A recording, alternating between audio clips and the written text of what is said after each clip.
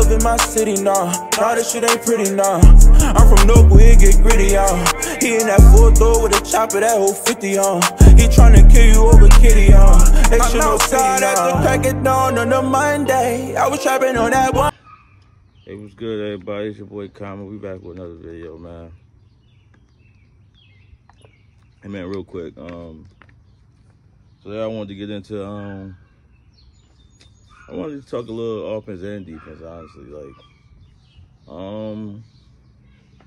I feel like I'm gonna get into the defense first. I feel like the defense can be. I think people kind of underrating our defense, and when I say that, I mean in terms of not really underrating. I guess in terms of names, like big names. Like even though we got the D-Laws, the Micahs, we got Malik Hooker, you know what I mean? That Trayvon Diggs, names like that. I guess everybody else on the defense is not really like a household name so far, like yet in the NFL.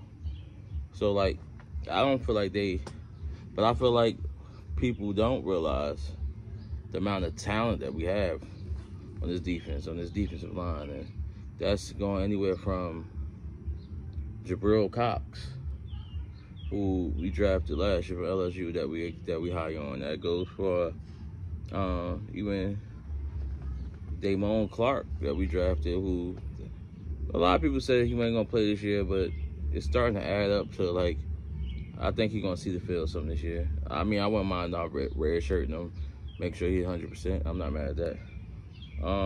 Even down to LVE, who's always been a solid starter on defense when healthy. You got, when you look across the board on the defensive line, we got O.C. Odigizua, who had a good rookie campaign for us. We got Neville Gallimore, who only played 5 games for us last year because he got hurt in the preseason. You still got we got Dante Fowler, who we signed. You got Ridgeway, who we just drafted. You got Sam Williams on the other side. You got D-Law. You still got Dorrance Armstrong. You got Ghostin, who we drafted last year, who's everybody's saying and put on 20 pounds of muscle. So we got, I feel like on this defensive line, like defensive line wise, we're loaded with talent, but not loaded with names. You know what I'm saying? We're loaded with talent. But I feel like last year we finished roughly 13, 14 there. Pass rush almost middle of the pack. 14 sacks behind the leader and the Steelers last year. I believe we can improve upon that number drastically. And the reason why, I feel like somebody like Dante Fowler has already shown in this league, when he's playing with talented defensive lines and he's not the sole focus. Last year in Atlanta, he led them with 5 sacks. And he was just like the only, all the injuries and stuff that he was the guy. Well, they doubled and all those things things of that nature when he played. So he led them with 5 sacks. I mean, they was last in the NFL in pass rush, so their pass rush was non-existent. So with the likes of Micah Parsons and D-Law and now Neville Gallimore, them guys and OC getting them to push up the middle, I believe he's going to eat. Even a guy like Sam Williams, who has the luxury of coming in from Ole Miss, already a talented pass rusher. You got that. He's a God-given talented pass rusher. He can set the edge, things of that nature. He gets to come in, and it's a new situation for him. Ain't nobody doubling him. Ain't nobody doing it. So he gets to rush freely. I believe with everybody taking these steps that they should take, if they're saying Kelvin Joseph look good. Kelvin Joseph, if he take that number 2 defense, that number 2 cornerback spot, like I believe he should, and we could bump Anthony Brown down into the slot and have him, Jordan Davis, I believe that secondary is very underrated. So I believe we finished last year in the top 10 at number 7. I believe we have a top 10 defense, but I believe we could ultimately be a better team, which I'm going to segue into the offense. But I do also believe we won 12 games last year. Sometimes your record doesn't dictate where you improved at, right? Because there can be growing pains. like without Coop and Gallup possibly for the first couple of games, things of that nature, and the defense, Tyler Smith getting his feet up under him and things like that, you can lose a couple of games that you would have won. You can lose a couple of games week 3, week 4 that you probably would have won in week 12. You know what I'm saying? So it's like, there's a lot of variables to that. So even if we finish 11-6, that doesn't mean that we're not a better equipped team than we was last year. It just don't always project in the record, right? Because the whole season is a story, right? I believe Dak having a full off season this year, which is scary because he threw for 44, almost 4,500 yards and 37 touchdowns last year, completing almost 69% of his passes.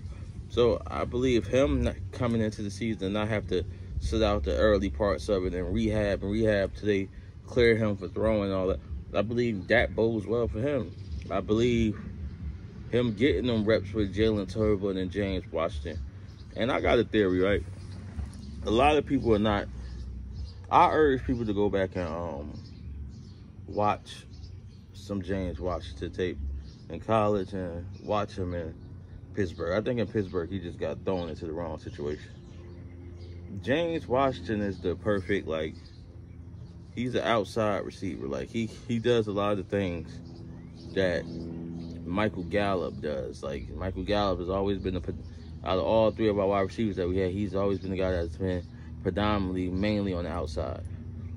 I believe we use James Washington that same way. But, like, he's formidable on the outside. Like, he's a very good 50-50 ball guy. He run past you. He's strong at the point of attack. He got great hands. Things that you need, because CeeDee Lamb and even Gallup, they talk about moving around this year. CeeDee Lamb is the guy he moves it. Like, we move him all over the place. Slot, outside. We're going to do something with Michael Gallup. So I actually believe Washington would actually fit perfect in what we're trying to do as an offense. Then you got Jalen Tolbert who could come in and he can do everything. He's tall. He's about 6'3". He can play the slot. He could be a big slot.